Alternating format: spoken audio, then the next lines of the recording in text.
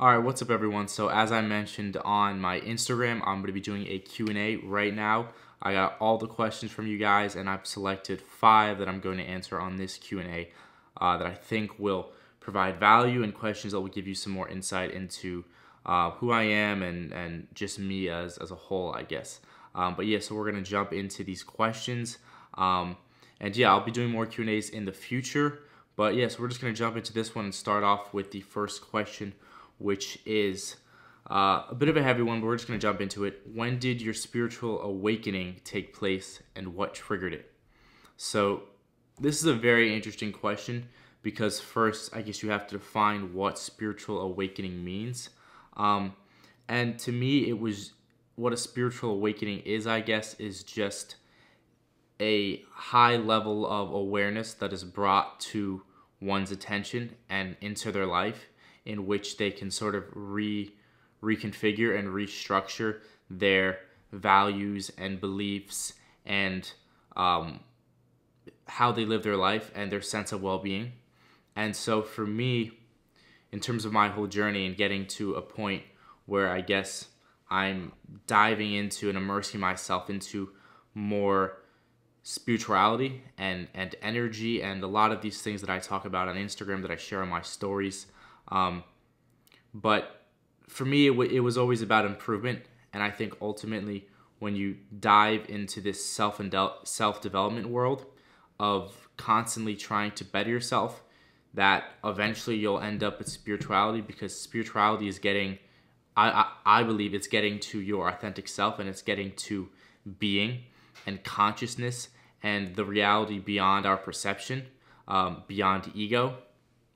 And so what really triggered it, and I'm not going to talk too much about this here, but something that definitely deepened my exploration and something that was able to sort of allowed me to see more was using psychedelics. And I'm not going to talk about that too much here, and you can find lots about that online if any of you are interested in psychedelics. I have lots of articles and videos that I can send your way, so you can let me know about that. But that's maybe for another video.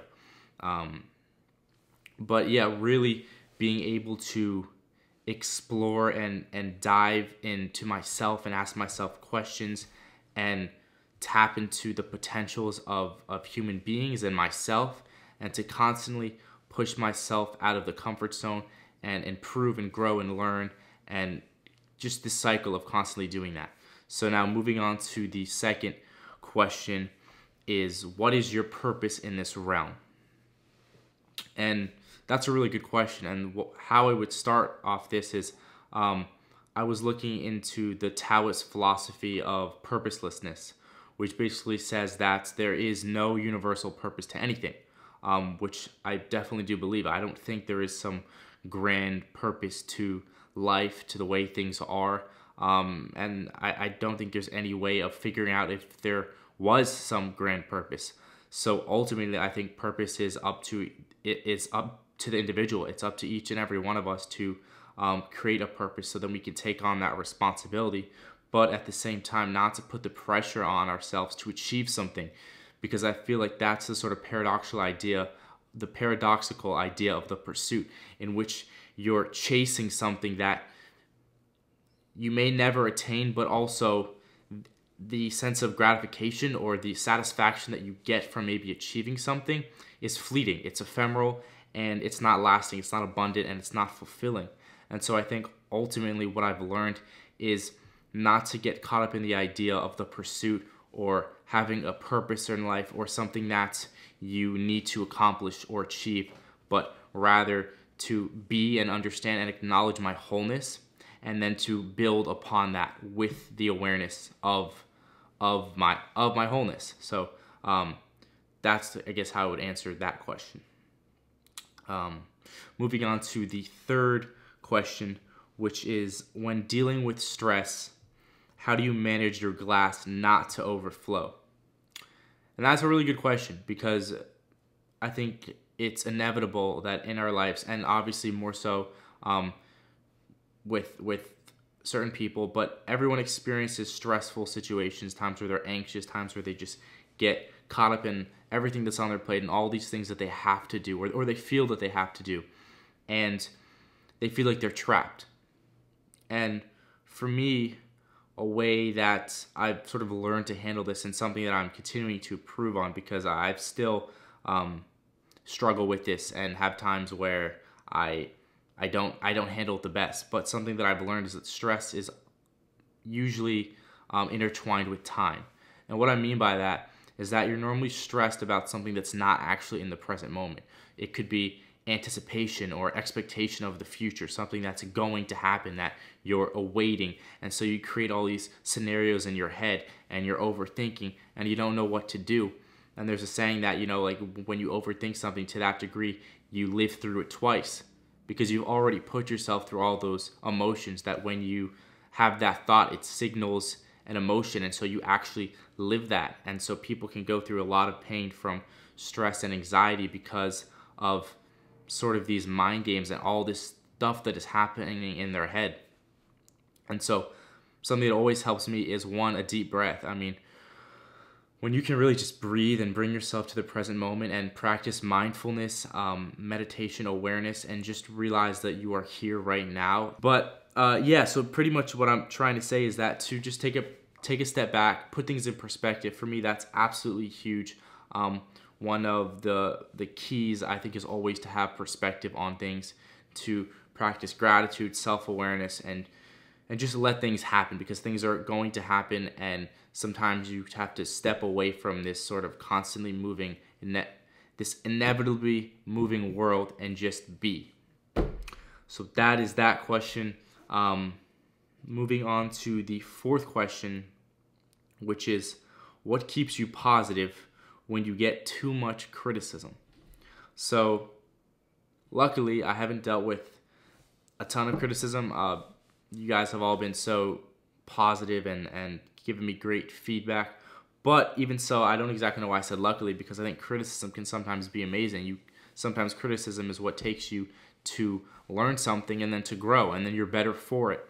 So I don't look at criticism necessarily as a negative thing, except when it's coming off as projection, when someone is emotional and they're struggling themselves, and so they feel the need to judge and sort of put their pain on you, that they can sort of feel better from insulting you, which does happen. And I try to have empathy for those people, and I think that's all you can really do, because if you go back and forth with them, then all you're doing is you're dragging your ego into it, and you're making it something bigger than it has to be, and there's really no point in doing that.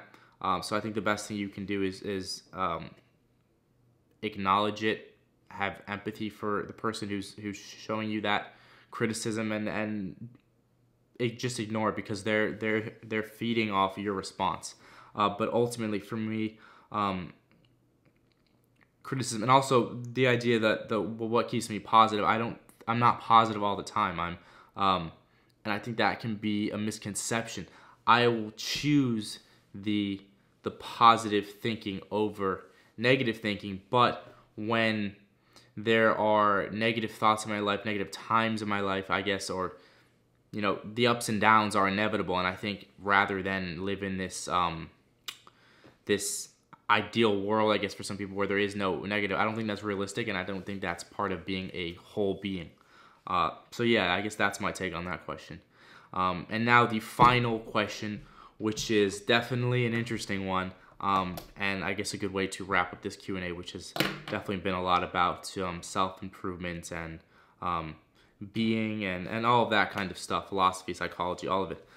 This last question is, how do you keep faith in humanity when everywhere you look, bad things are happening?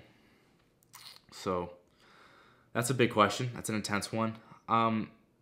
For me, it's like, yeah, sure, there are bad things happening, as I think there will always be bad things happening, but there's a lot of good happening as well. And I think that we need to acknowledge and embrace those bad things that are happening, and then do our best to bring our attention to individuals and to how we can build ourselves up to be more effective, so that we can create a better collective. And so for me, it's just like put more emphasis on the positive and try and expand it and sort of mitigate the the negative that is going on and the bad things that are going on that. But at the same time, there's always that's always going to be there. It's not realistic to think that there are never going to be bad things going on. But I think ultimately the best thing we can do is bring more awareness to individuals so that we can live conscious lives that coincide with who we really are. So yeah, that is the Q&A for today. I know it was a little rambly, it was a little all over the place. Just wanted to sort of off the cuff answer all these questions for you guys. Thank you so much for asking them. If I answered your question, I just want to say thank you for asking the question, and I'll be doing more Q&As. So I'll do another poll on Instagram or something so you guys can ask more questions. But thank you for watching this. Thank you for your time. And yeah, if you want to like the video, that'd mean a lot. If you want to leave a comment, that would also mean a lot. Always love to know your guys' thoughts. And yeah, subscribe as well if you would.